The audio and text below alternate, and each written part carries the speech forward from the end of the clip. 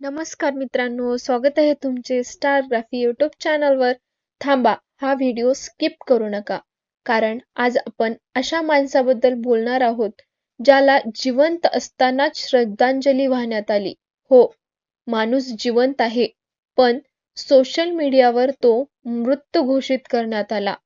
हा प्रकार घडला आहे महाराष्ट्राचे लाडके भाऊजी आदेश बांदेकर यांच्यासोबत.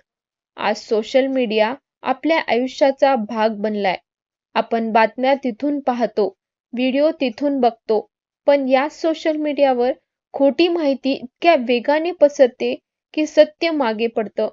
आणि याचाच धक्कादायक अनुभव आदेश बांदेकरांना आला.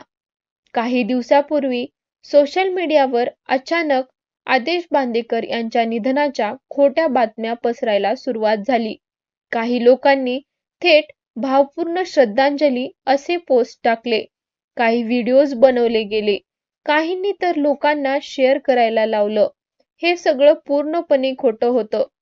यानंतर स्वतः आदेश बांदेकरांनी त्यांच्या इंस्टाग्राम अकाउंटवर एक व्हिडिओ शेअर केला. त्या व्हिडिओमध्ये ते म्हणतात, नमस्कार, मी आदेश बांदेकर बोलतोय.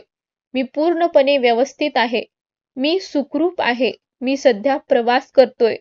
ते पुढे म्हणतात, मला अचानक खूप जणांचे फोन आले.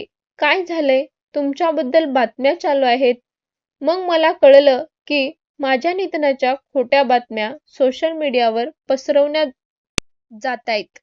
आदेश बांदेकर पुढे म्हणतात, माझ्या निधनाच्या बातम्या माझ्यापर्यंत पोहोचल्या. लोक मला श्रद्धांजली वाहतायत हे पाहून मला खूप वाईट वाटते. हे स्पष्टपणे सांगताना मला माहितीये कोणीतरी अतृप्त भावनेने अशा बातम्या पसरवत असतो. हा क्षण खूप भावनिक होता. यानंतर आदेश बांदेकर यांनी एक अतिशय महत्त्वाचा इशारा देत ते म्हणतात, सोशल मीडियावर व्ह्यूज वाढवण्यासाठी लोकांचे नाव वापरणं थांबवा. हे पुढे सांगतात, अशा खोट्या बातम्यामुळे कोणाचं तरी मोठं नुकसान होऊ शकतं.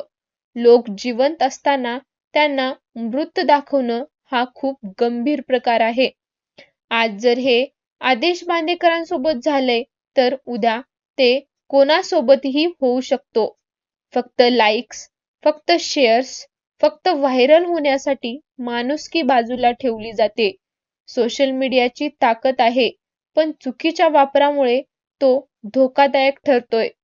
आज एक प्रश्न स्वतःला विचारा, आपण एखादी बातमी शेअर करण्याआधी ती खरी आहे का हे तपासतो का? की फक्त व्हायरल आहे म्हणून शेवटपर्यंत बघतो? आपण लक्षात ठेवा, श्रद्धांजली मनापासून असावी, खोट्या बातम्यावर नाही. माणुसकी जपा, खोट्या बातम्यांना नाही म्हणा आणि सोशल मीडियाचा वापर जबाबदारीने करा. ही माहिती कशी वाटली हे कमेंटमध्ये नक्की सांगा आणि अशाच नवनवीन व्हिडिओसाठी या चॅनलला लाईक, शेअर आणि सबस्क्राईब करायला विसरू नका.